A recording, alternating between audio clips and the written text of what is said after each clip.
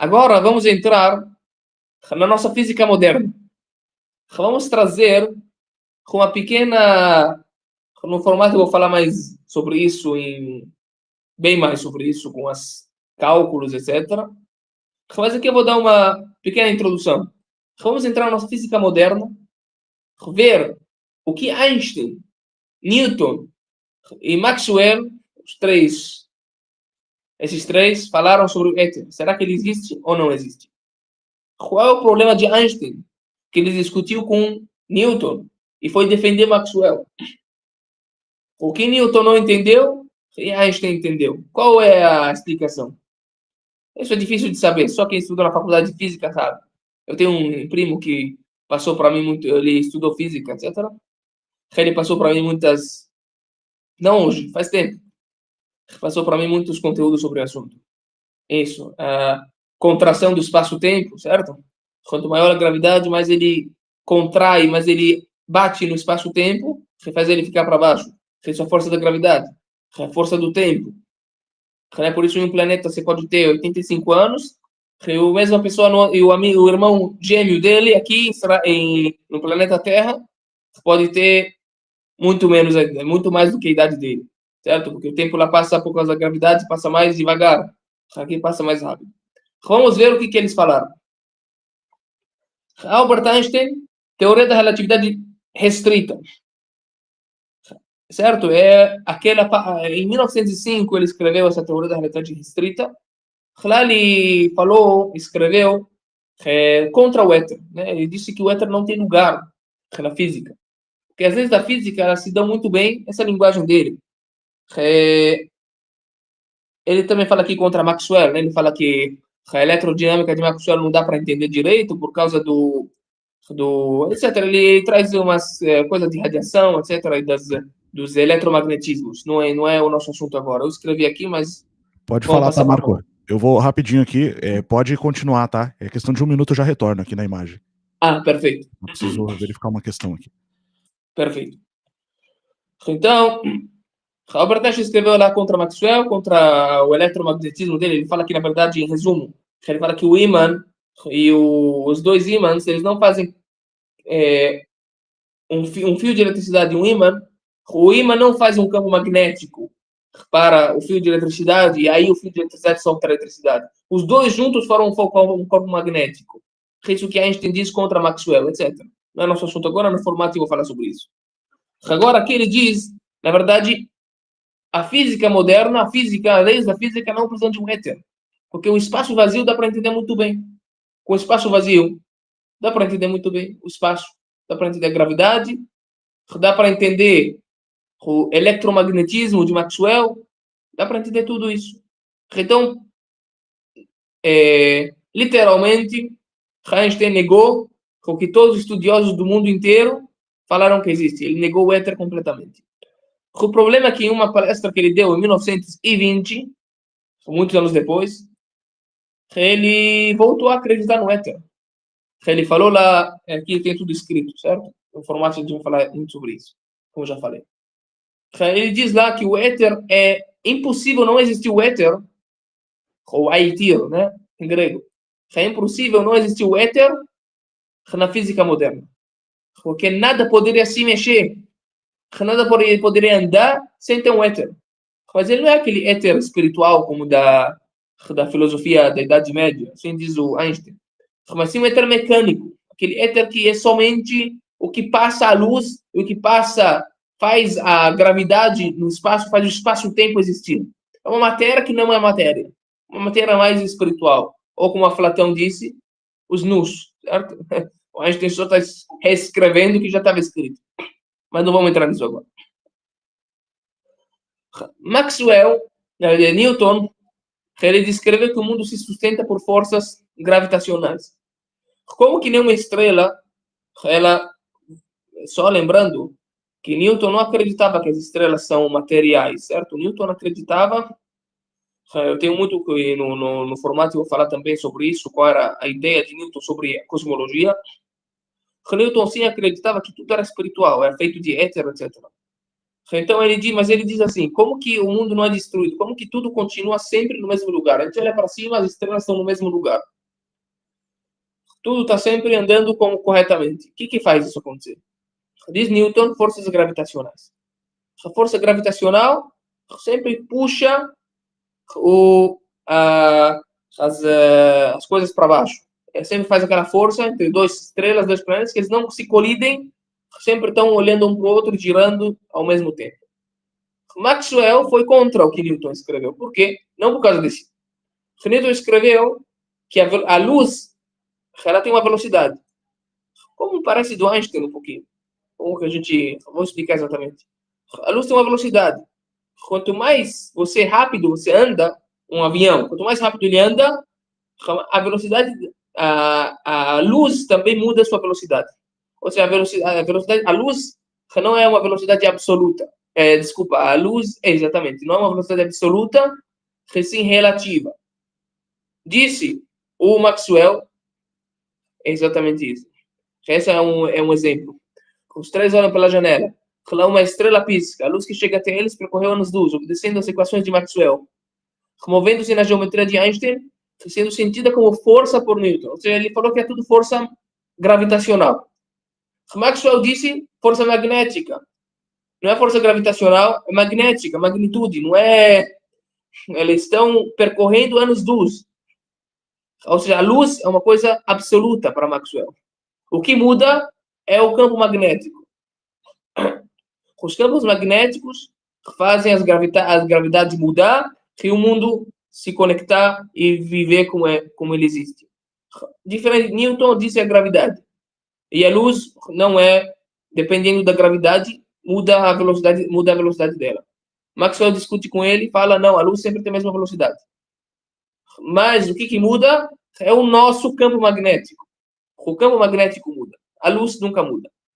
Einstein disse também contra os dois, né? Disse, na verdade, ele falou que Maxwell tem razão.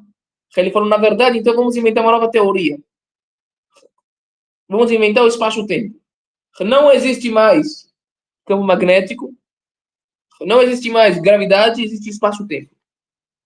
O espaço-tempo é aquele que faz tudo acontecer. Ou seja, a luz ainda pode ser absoluta.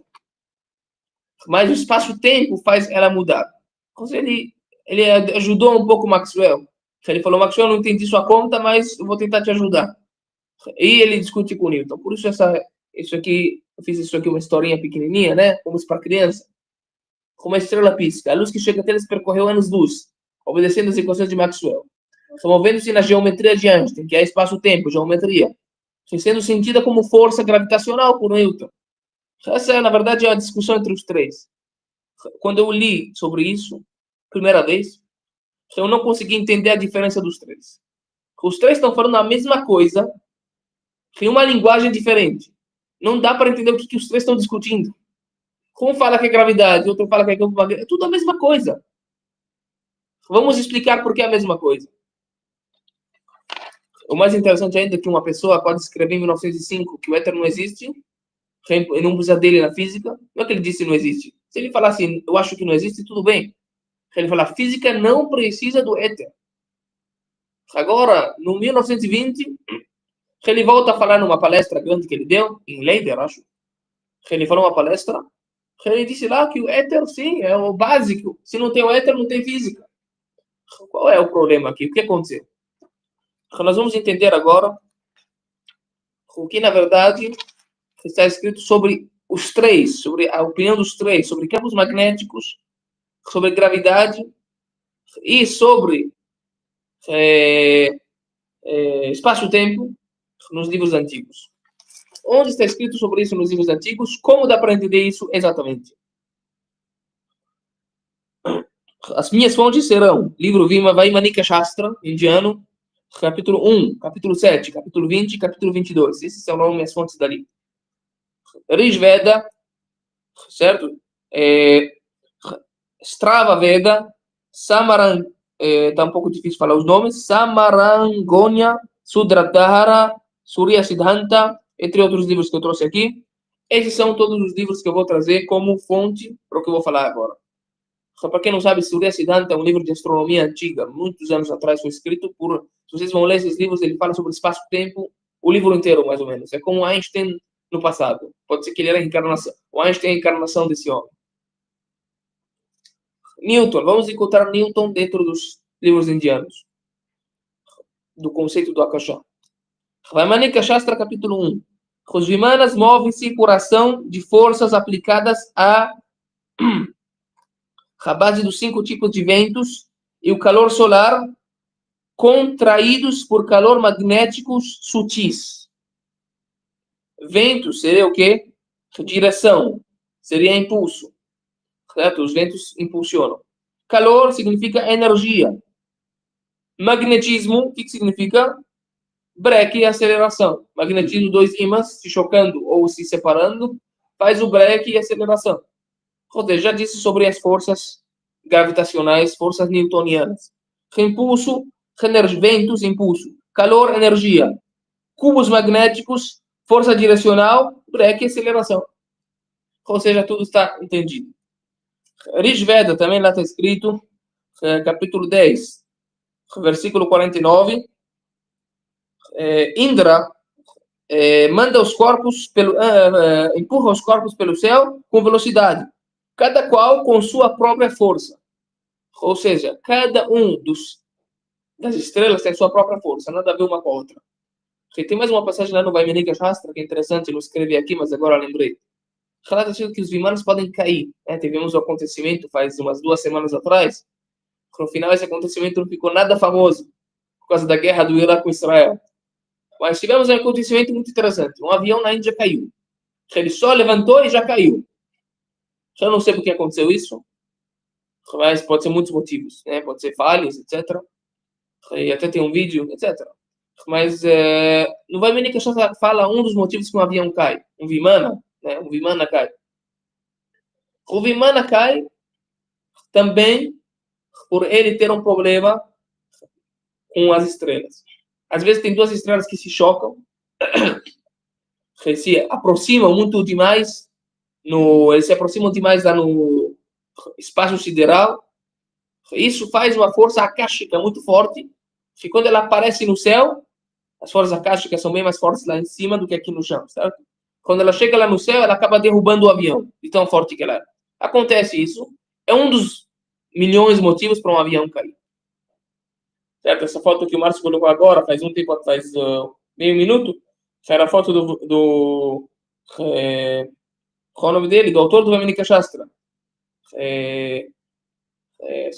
Fugiu o nome dele agora. Maharishi Bharadwaja. Maharishi em sânscrito significa o chefe, Rishi. Em hebraico seria Rosh. Em árabe seria Ras. Em indiano fica Rishi. Né? Rishi. A cabeça, Maharishi, a cabeça, Bharadwaja, que é o nome dele, Bharadwaja. Ele que escreveu, ele era um filósofo, astrônomo, médico, ele que é o autor da Ayurveda, né? Ayurveda significa medicina de Ayurveda, medicina dos Vedas, né, dos indianos, ou dos sábios indianos. E também ele estudou muito se pegarem a bibliografia dele, não na Wikipedia, a Wikipedia fala um monte de coisa besteira sobre ele, que não quero revelar. Mas se pegarem a bibliografia dele, eu tenho comigo a bibliografia dele, ele estudou muito a mecânica, né? Por isso que ele escreve o Vaimanika Shastra. E, dentre outros livros, certo? Ele escreve alguns outros livros védicos, que lá ele também fala sobre Vimanas. Tem alguns caras que falam besteira do Vaimanika Shastra, que eu trouxe para eles outros livros védicos, que também de autoria do Maharishi Bharadwaja. Falei, isso aqui também é Vaimanika Shastra. Você quer falar, tudo que eles encontram, eles querem falar contra. Então também, no livro Rigveda, como nós falamos, cada um das estrelas tem sua velocidade. Certo? Cada uma das estrelas tem sua velocidade, seu peso, sua força. Ou seja, temos aqui a força da gravidade de Newton. O tempo se alonga. Teoria da relatividade védica. Não teoria da relatividade normal, que é de Einstein, teoria da relatividade védica. Nos textos antigos também encontramos as teorias da relatividade de Einstein. Em Bhagavad Purana está escrito: um dia de Brahma Brahma significaria uma energia lá no céu, certo? Uma energia, uma das energias que tem, é o que eles chamavam de divindades ou anjos. Uma das energias que tem, para ele, ou seja, para quem está no lugar dele, onde está essa energia, para quem está, um dia de Brahma equivale a 4,32 milhões de anos terrestres. Ou seja, teoria da relatividade.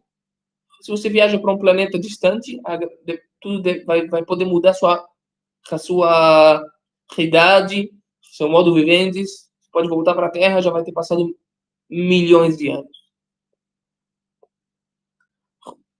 Mahabharata, né? Tem gente que fala errado. Não é Mahabharata, certo? A grande Índia, em sânscrito. Vanaparva. Lá ele diz, para quem está no caminho celeste, quer dizer, para quem viaja no céu, um momento lá é como é um dia na Terra. Em linguagem moderna, dilatação do tempo, como Einstein escreveu. Para quem está no caminho dos céus, pode passar um dia para ele e anos aqui na Terra. Dilatação do tempo. Também está escrito em Vaimanika Shastra, capítulo 4, 1000 yojanas por muhurta, etc. É a velocidade que faz a pessoa sair para outro plano. Ou seja, essa velocidade, 1000 yojanas, vamos explicar exatamente o que é isso, e por muhurta, faz a pessoa, etc. Ele continua lá uns textos, né? Continua falando sobre o assunto. Eu pulei, senão vai ter que explicar muita coisa. É a velocidade que faz a pessoa sair para outro plano. Quer dizer, ele pode pular, comprimir o espaço-tempo, né? Como fala Einstein. Você chega na velocidade da luz, que na verdade não é a velocidade da luz, certo? Você comprime o espaço-tempo e consegue passar. De outra maneira, é impossível subir acima do firmamento, certo? Existe aquele firmamento, aquele vidro, parece vidro, aquele vidro akáshico, vidro etérico, que existe lá no firmamento, né? Tem uns terraplanistas, que a maioria dos terraplanistas, eu mesmo acredito muito na teoria muita coisa eu gosto da teoria da Terra plana, mas muitos terraplanistas dizem que é impossível subir acima do firmamento, certo? Eles dizem assim, porque é um vidro e está escrito na Bíblia, faça-se o firmamento, etc. Mas esse firmamento não sempre é um vidro verdadeiro, né? Está escrito no Talmud que é vidro, mas não é exatamente vidro, como está escrito que o céu é que as estrelas são feitas de fogo. Não é aquele fogo igual da Terra, é um fogo invisível, é eletricidade, campo magnético. Ou seja, esse firmamento pode ser feito de fogo etérico, vidro etérico. Tem algum jeito de passar? Nós vemos também que Abraão passou. Onde nós vemos? No Talmud está escrito que Abraão era antes de ele conhecer Deus, né, antes da história da Bíblia, tudo, ele era um grande astrólogos. Astrólogos, em grego, significa não astrologia como a de hoje, que a gente acha que é astrologia. Tem muita besteira na astrologia de hoje, certo? Muita coisa que não está escrito em lugar nenhum. Astro significa astros, né? Estrelas. Logia em grego significa a lógica. A lógica quer dizer os caminhos dos astros, o movimento dos astros, entendendo o movimento deles. Astronomia e astrologia, naquela época, era a mesma coisa. Astronomia em grego não significa nada. O nome dos astros. Você começar a dar nome para cada astro? Qual é a lógica disso? Tem tantos astros, como que vai dar nome para milhões de estrelas? Naquela época chamava tudo isso astrologia. Ele era um grande astrólogo. Ele era um astrólogo, né, daquela época. Ele, uma vez, depois que ele reconheceu Deus pegou, ele falou para ele, olha as estrelas, como elas são grandes, também suas descendências vão ser muito grandes. Assim está escrito na Bíblia. Agora, tem explicações que dizem nos livros talmúdicos, tem explicação, que ele pegou Abraão, tirou ele do firmamento, levou ele acima das estrelas, e dali ele viu, conseguiu contar quantas estrelas tem. Porque daqui da Terra é impossível. Ou seja, é possível alguém com força divina, ou pode ser que tenha alguns outros jeitos, né, que o sábio sabe, de sair do firmamento. Comprovado biblicamente que é possível sair desculpa, que é possível sair do firmamento. Não do jeito que mostram para nós na mídia, etc., aqueles foguetes parecem mísseis que explodem no final, né? Os foguetes do Elon Musk que quase todos explodem. Mas, de algum jeito, sim, pode ser muito possível existir.